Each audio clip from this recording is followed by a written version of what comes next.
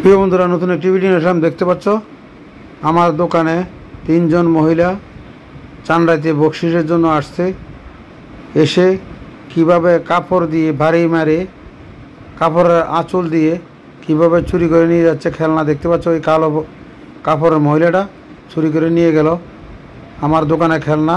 কিন্তু দোকানের লোক বসা ছিল, কিন্তু বুঝতে পারে নাই তারা তিনজন চান্ডাইতে আসছে বকশিসের জন্য।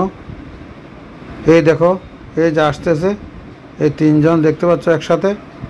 তারা এইভাবে বিভিন্ন জায়গায় চুরি করে। অবশ্যই ভিডিওটা শেয়ার করে সবাইকে দেখার সুযোগ করে দিবা। প্রথমে এই দোকানে আসছে, দেখতে পাচ্ছ বকশিসের জন্য। এই দেখো, বকশিসের জন্য প্রথম আসছে তিনজন। আসার পরে এখান থেকে বহুত তর্ক বিতর্ক করে কত জনে নিয়ে গেছে।